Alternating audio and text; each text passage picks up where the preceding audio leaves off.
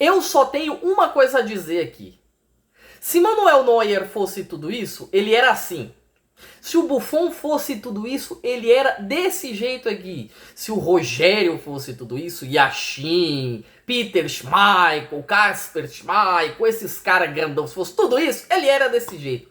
Bora falar um pouquinho de Flamengo e PSG. O PSG campeão mundial, a gente tem um pouquinho para falar desse jogo, beleza? Antes disso, eu peço que você se inscreva no canal, você que não é inscrito, ative o sininho das notificações e deixa o like para fortalecer. Você que já é inscrito, dá aquele like para fortalecer e comenta no canal aí, beleza? Meu nome é Fernando, esse é mais um Zonalista. Bora que hoje o negócio vai ser meio rápido, vai ser meio dinâmico, porque a gente tem que falar de PSG e Flamengo. O Flamengo que ficou por isso aqui, escapou pelos dedos esses do grande Safonov.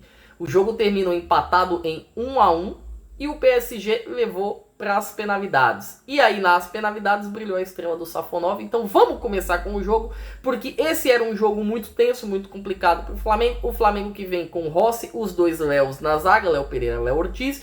Numa ponta ali a gente tinha Varela, né, numa lateral, na outra a gente tinha o Alexandro, ali no meio a gente tinha o Jorginho, a gente tinha o Pulgar, a gente tinha o Arrascaeta, na frente Samulino, na frente a gente tinha Bruno Henrique, a gente tinha Plata e tinha Carrascal.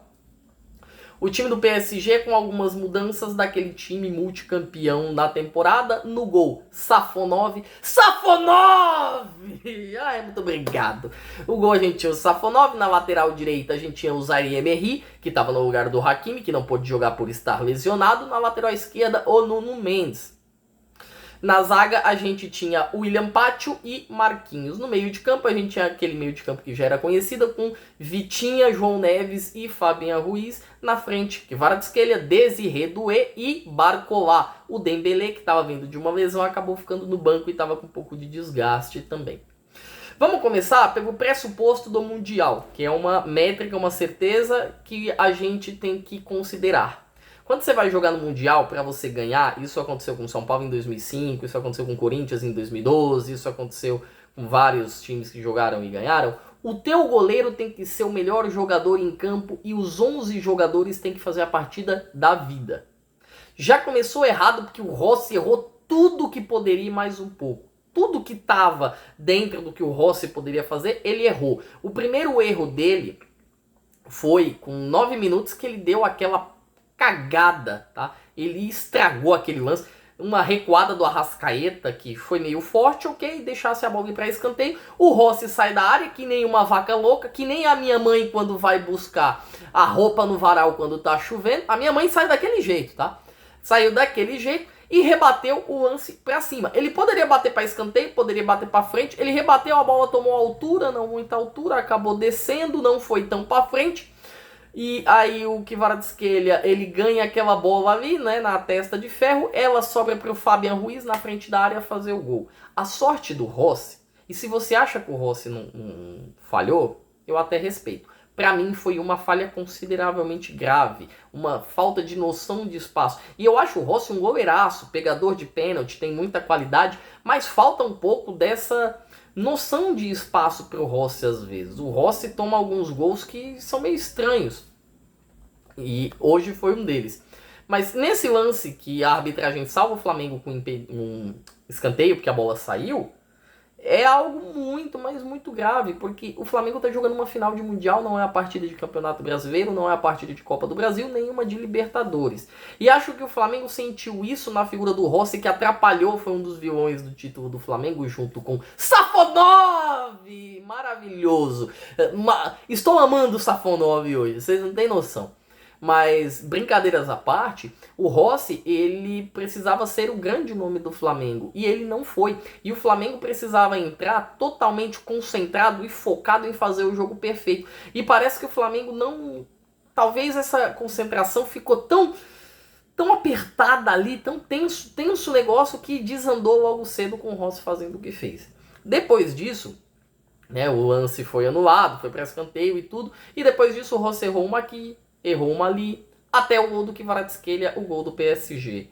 O Kvaratskhelia, o Desiré Doué recebe a bola, uma bola aberta, o Alexandro não estava marcando com tanta proximidade, o Desiré recebe a bola, cruza e a bola ia para lateral, ela ia para a linha lateral. O Rossi saiu e ele tocou a bola. Esse toque fez com que a bola perdesse velocidade e perdesse ângulo. Então ela ficou apresentada para o Kvaratskhelia fazer o gol. Se o Rossi não toca na bola, não era gol do Kvaratskhelia. Não era gol.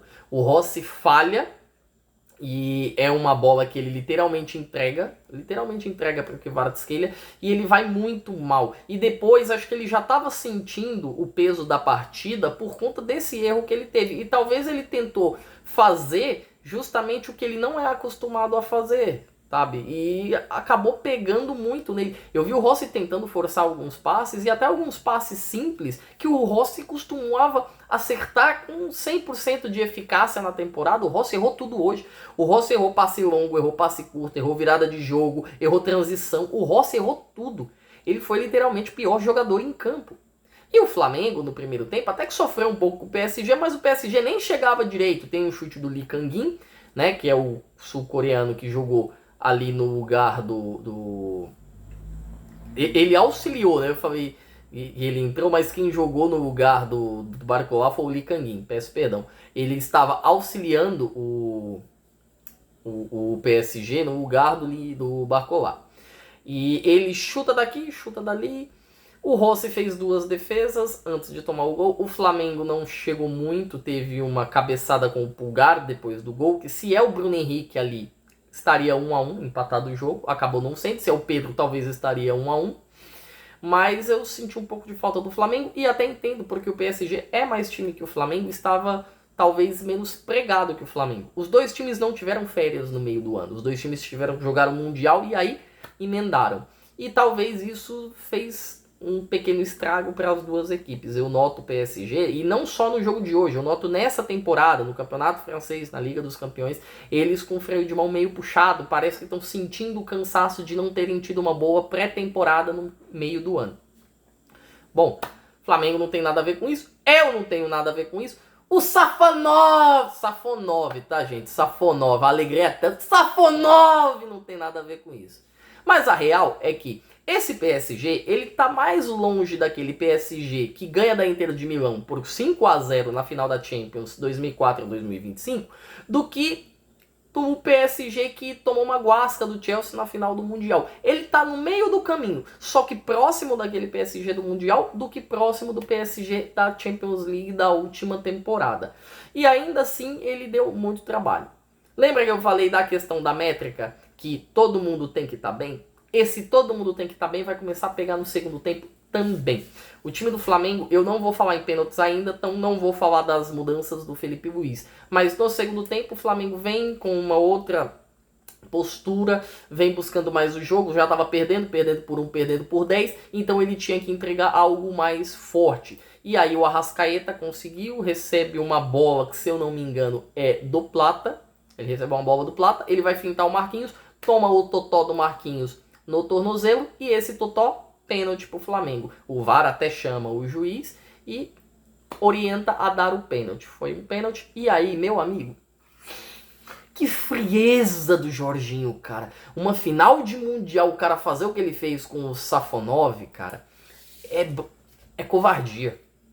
Imagine o peso, porque não é um jogo que estava 0-0 e o Flamengo podia estar ganhando. Era um jogo que estava 1-0 pro PSG e o Flamengo tinha que fazer esse gol para empatar, para ver o que dava para fazer e rebuscar.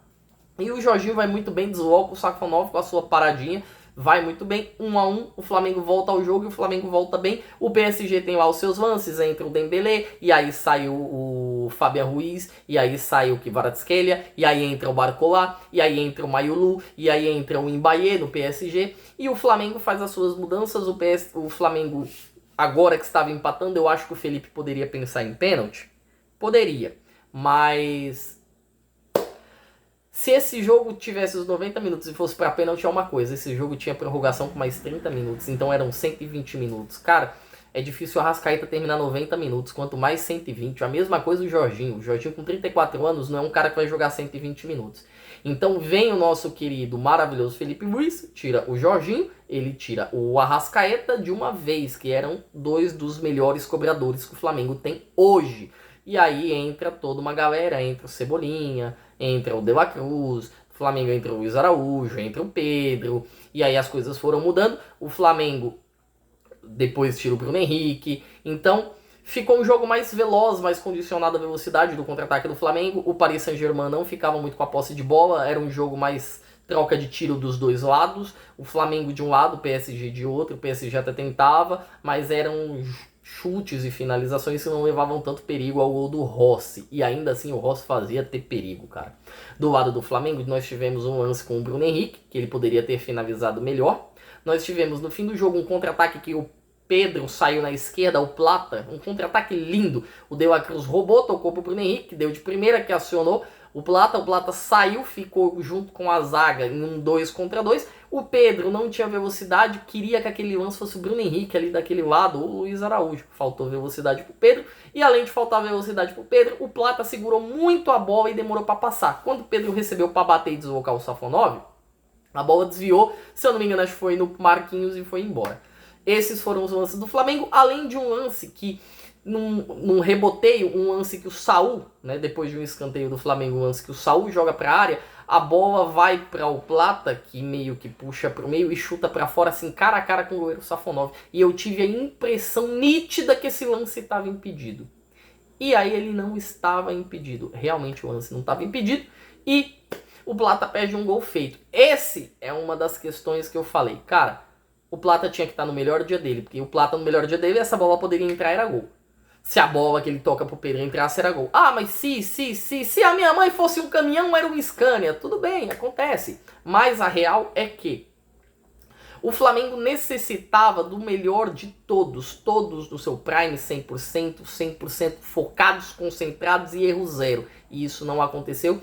E ainda assim o Flamengo conseguiu um feito gigantesco e enorme de levar a partida para os pênaltis. Não antes do goleiro Rossi dar outra pachecada.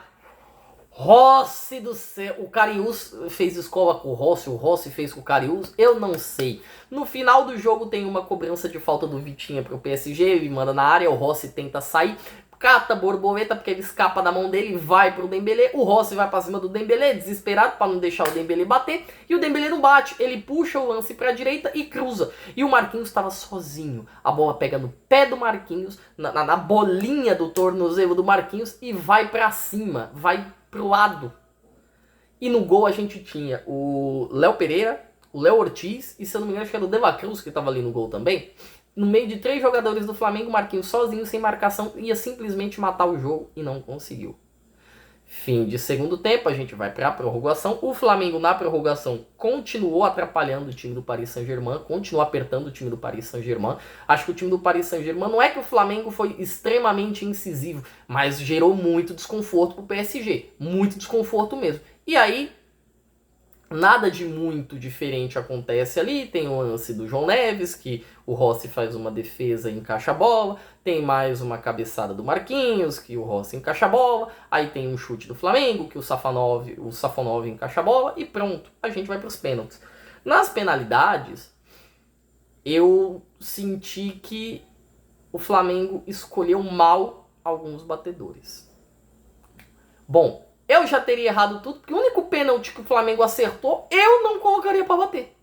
Então eu já teria errado na primeira, tá? O meu primeiro batedor seria o Léo Ortiz, porque o Léo Ortiz batia pênalti no Bragantino, é um bom batedor e tudo foi. O De La Cruz, que não costumava bater pênaltis no River. O River tinha o Nacho Fernandes e o Juan Quinteiro naquela época que batia pênaltis, não era o De La Cruz, que era o quarto na sucessão, o Borré vinha antes dele, tá? Então, só pra gente ter uma noção de certas coisas como que são extremamente diferentes. E aí vem o time do PSG, marca o seu gol. Eu não tô tentando me recordar. O primeiro foi o Vitinha, que bateu na lateral da rede do Rossi.